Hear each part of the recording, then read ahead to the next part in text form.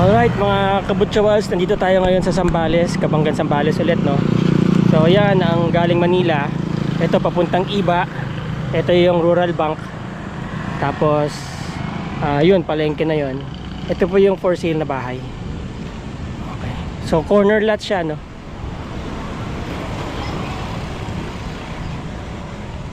Tara, tignan po muna natin yung paligid, ano, yung sa labas ng bahay.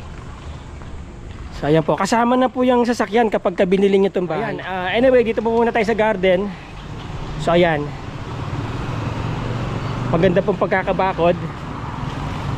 Ang total area nito is 500 square meters. Okay. May store pa kuya. Oh, meron pang tindahan. May umuupa na dyan? Wala po. Wala. So meron tindahan po dito, pwede nyo paupahan yung tindahan. Kung gusto niyo, pwede din kayo mag-operate. So dalawa ang entrance nyo dito at saka dun sa garahe. Ito diretso na po to sa highway. So parang ito yung pinaka main door nyo pasakali.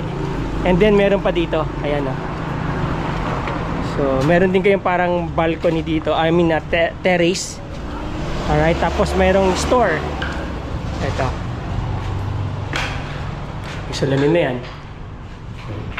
Laki din na, may sariling CR.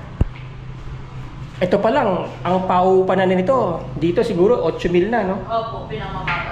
Pinakamababa 8,000. May fan na, oh. Okay, functioning ang CR. Meron ng salamin sa harap. Yun. Tapos tignan natin yung loob.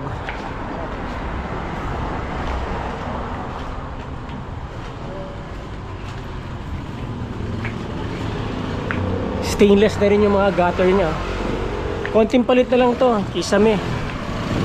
Mukha namang matibay yung pagkakagawa ng bahay, oh. Alam niyo mga kabutsawals, yung mga bahay noon na ang pagkakagawa niya, iba po ang timplada ng semento niyan. Iba ang hollow blocks niyan, iba din ang bakal na ginamit diyan, hindi kagaya ngayon. Wala pang made in China noon. So yan, kasama na po itong model 2008 na RAV4 kapag binili niyo itong bahay.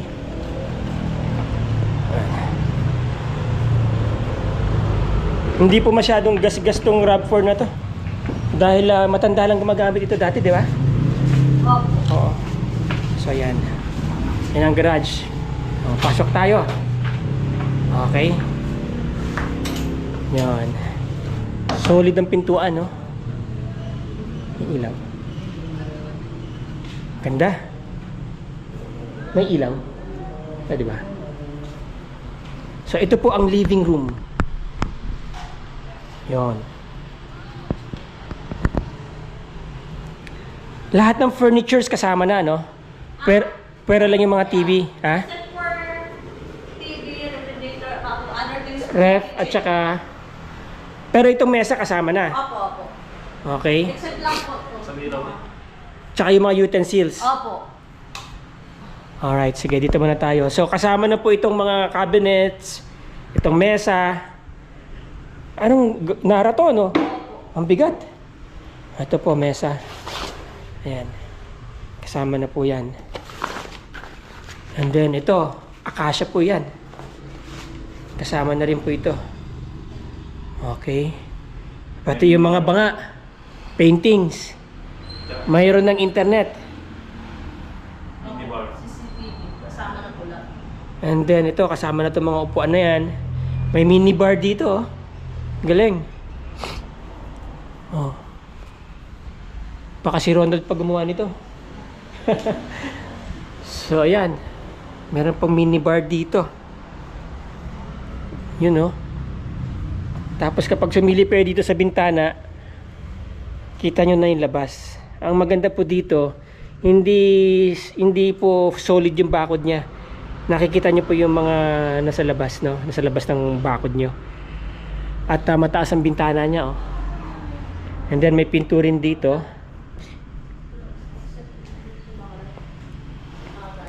Yan, kasama na yung mga banga na yan, ano. Okay. Alright. Yan. Maayos pa po ang kisame. Repaint na lang to. Ano, maganda pa po. Wala pang anay, no? Wala. Wala, oo. Well maintained. Etong room na to, Ito po, for ito ang master's bedroom. pwede na ako. Ayun. Ang laki ng master's bedroom. Ito pa ang master's bedroom.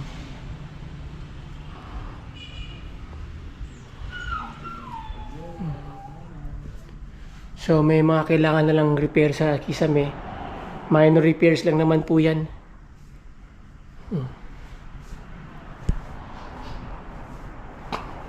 Ang laki pa ng master's bedroom ha. Ito po, may sariling CR din to, no? Opo. Built-in cabinet. CR. Alright. So meron na ring outlet doon for connection ng hot shower. Malaki po ang CR ha. Maganda pong pagkaka-maintain ng bahay. Maganda ang tiles oh. Malamig sa mata. Very classic ang dating. Itong cabinet, iwanan na rin to. Opo. Okay. So itong mga cabinets, iwanan na rin po yan. Sampo. Ito naman ay guest room, parang ganon. Oh, guest. Ang laki din, oh. Pwedeng 3 kama dito. Alam nyo, ang maganda dito, mga kaibigan, pwede nyo po kasi ang pwede nyo gawing Airbnb to. Especially, yung tourism dito sa Zambales, lumalakas ng lumalakas. Nagkakaroon ko po kami ng shortage ng accommodation dito. Ayan, no? Oh. Ang laki ng CR. And then, so yun. May bakod na dyan sa labas.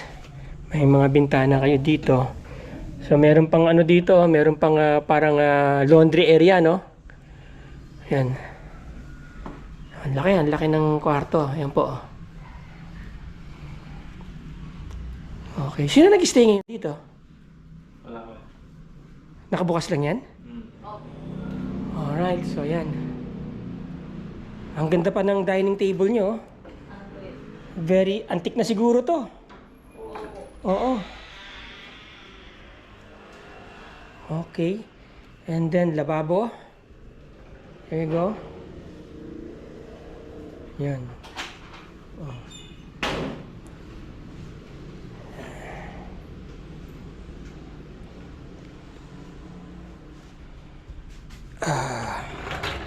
Cabinet, naka-tiles din yung loob oh. Kaya malinis. Pulido po pagkakagawa ng bahay. O ayan oh, naka-tiles ang ilalim. Madaling linisan yan. Alright, and then ito ang dirty kitchen. Yun, may sarili na kayong poso dito. Bukod sa may kitchen kayo dito, meron din kayong dirty kitchen dito. Ayan. Tapos to, may gate dito, palabas. Ayun o. Alright. So, dito yung source ng tubig ninyo. Bomba. Palabas ng laundry area. Aso din po yan din eh. Oo. Tapos, meron din dito ang CR na pwede nyong i-repair. Hindi, stock room. Stock room po po yun. So, may stock room dito. Okay, tapos dito laundry area na po yan, labas na yan. Yun. Okay. So, mostly lahat halos ng gamit iiwanan na nila, no?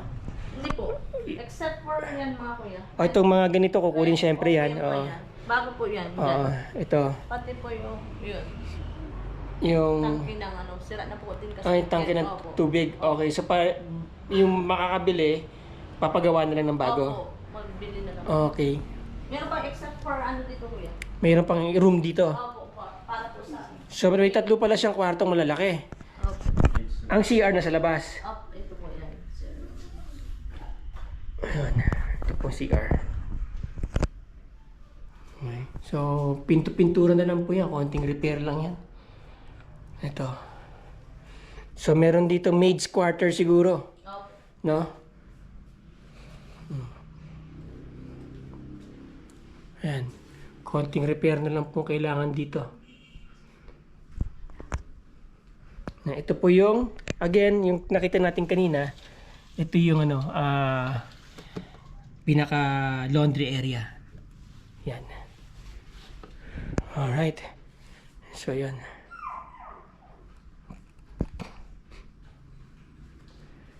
Ito po pinaiwan yung sauce nito eh. So ano naman to? Mga Kwarto rin po yan. kwarto rin. Pwede maging May mga aircon din, aircon. air conditioned lahat. So pwede rin guest room yun ano. Pwedeng ito family room sa itong dalawa. Ito pwedeng room na rin yan. Mas maliit ng konti. Oo, yan ang ano niya, space niya. Ano. Makikita ninyo. Ah, malaki din. Malaki po to. Oh, hanggang dyan oh. Malaki po yan. Oh, malaki din. Ah, okay. Parang ganun din po. Parang ganun din. Master bedroom din siya. Okay, parang master's bedroom din. So, lahat ng tiles ganyan ng kulay, no? Opo, isa po. Oo. So, ayan, kasama na po yung sasakyan kapag ka binili ninyo. Ang ganda pa ng plate number, oh. Guy 666. Toyota RAV4 model 2008. Ayan po yung bangko, Rural Bank ng Kabanggan, Zambales. Ito. So, National Highway na po yan. Papuntang Iba, dito papuntang Manila. Okay, ayan po. Again, ayan po yung bahay.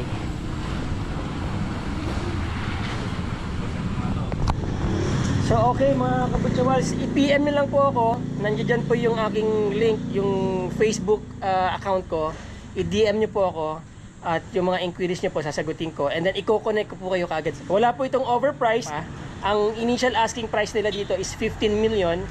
So sabi ko baka mamaya matawaran pa ng kaunti or kung magkano yung budget nyo na available na hindi naman malayo sa presyo, baka pwede pa maging negotiable. So kaya i-PM nyo po ako. Thank you for watching.